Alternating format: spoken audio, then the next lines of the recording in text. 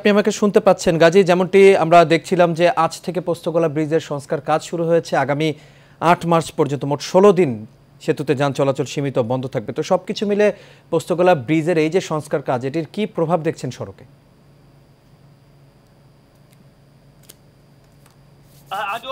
আপনি যেমনটি বলছিলেন, আমি এই মুহূর্তে রয়েছি পোস্তগোলা ব্রিজ। অর্থাৎ আপনি জানেন দক্ষিণ অঞ্চলের যে পথটি রয়েছে যাত্রাবাড়ি থেকে খুলনা যে যাওয়ার পথটি এবং দক্ষিণ অঞ্চলের পুরো পথটি কিন্তু এই পথটি।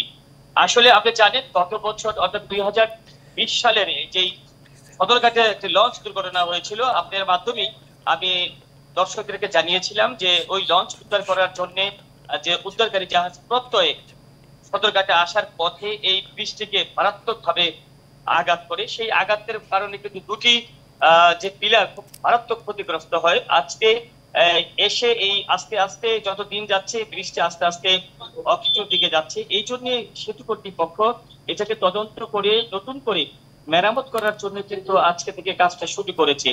আসলে মূলত এই রাস্তাটি কাজ করার কারণে সীমিত আকারে কিছু কাজ তারা করছে। তারা আমাদেরকে জানিয়েছেন যে সৌদির যিনি প্রধান প্রকৌশলী তিনি আমাদেরকে জানিয়েছেন যে আগামী 24, 26, 1, 4 এবং 8 তারিখ পর্যন্ত এই বৃষ্টি সম্পূর্ণ বন্ধ থাকবে। তবে আজ থেকে আগামী 8 তারিখ পর্যন্ত মাঝে মধ্যেই সীমিত আকারে বৃষ্টি ছাড়া হবে। তো আমি তাদেরকে বলেছিলাম যে আসলে এটা তো গুরুত্বপূর্ণ একটি রাস্তা, সেই রাস্তা যদি এই বৃষ্টি যদি বন্ধ হয়ে যায় দক্ষিণ অঞ্চলের মানুষ তারা চলাচল কিভাবে করবে। তারা আমাদেরকে জানিয়েছেন যে আসলে আপাতত আমরা প্রতিনিয়ত আজ থেকে 8 তারিখ পর্যন্ত আগামী মাসের 8 তারিখ পর্যন্ত আস্তে ধীরে লাইন বাই লাইন করে আমরা কাজ করব। তবে যখন বড় ধরনের আমরা কাজ করব, ঝুঁকিপূর্ণ কাজগুলি করব, তখন আমরা এই ব্রিজটাকে আমরা বন্ধ রাখবো।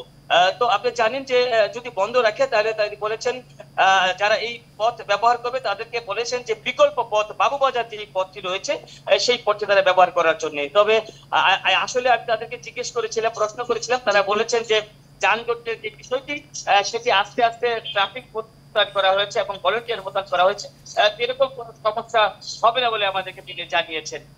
তো এই ছিল আমার কাছে পোস্তগোলা থেকে সর্বশেষ। পরবর্তীতে আপডেট এই বিষয়গুলি আমরা আবার আমাদের দর্শকদেরকে আবার জানিয়ে দিই। আনোয়ার রাজ। জি গাজী, আপনাকে অসংখ্য ধন্যবাদ। আপনি থাকুন, পরবর্তীতে সম্ভব হলে আমরা